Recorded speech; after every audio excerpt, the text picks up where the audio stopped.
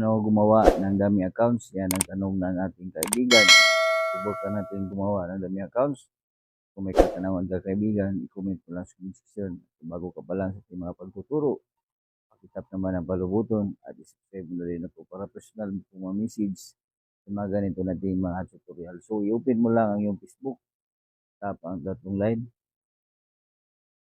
at subukan mo lang i-log out. Okay?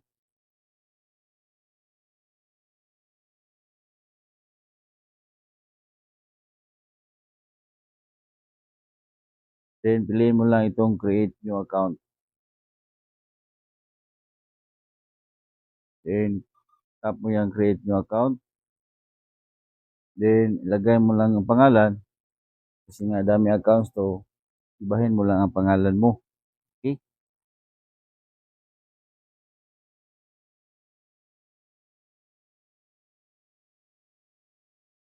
Yan. At sa last name, pwede rin ibahin mo. Okay? Yan. Tap ang next.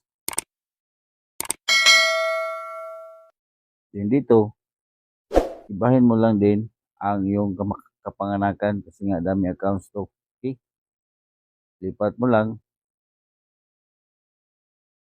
at siguraduhin lang na hindi ka ngayon na lang kasi nga i-deny yan ni Facebook. Okay?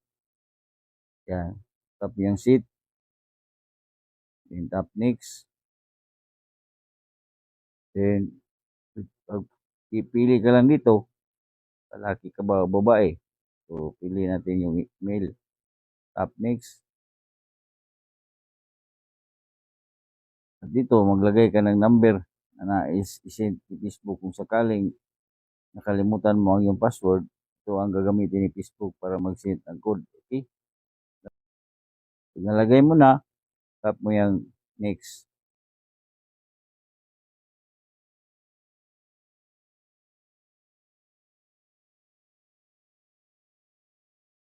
Then, tap mo yung continue creating account.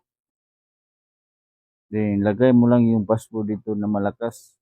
Okay? Then, pag nalagay mo na ang iyong password, siyempre, tap mo yung next. Then, save mo yung login info doon sa Facebook. Then, I agree.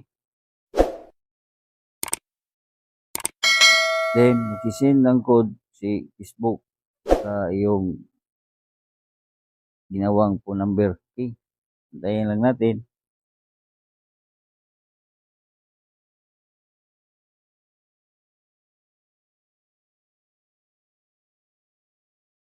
At kung matagalan ka, piliin mo lang itong send code via WhatsApp kung sakaling may WhatsApp number ka.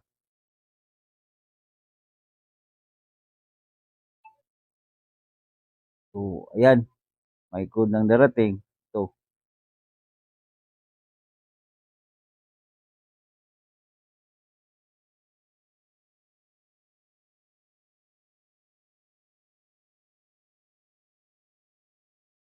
So, add a picture. So, pwede rin hindi natin lagyan ng picture ay pwede rin hindi.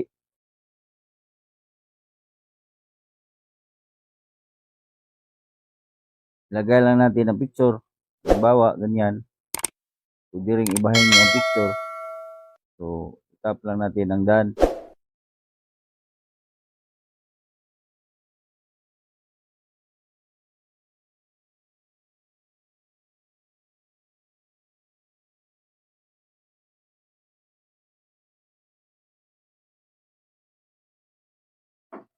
Turn on lang natin.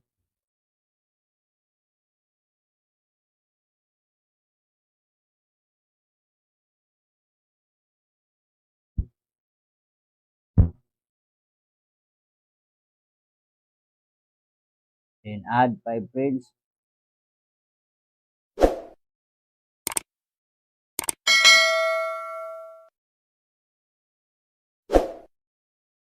So ayan, may bago na tayong dummy account. So ganun lang kaibigan magawa ng dummy account. Huwag kalimutang i-share ang ating videos. Tanda ng kalaman ni Kaymanan.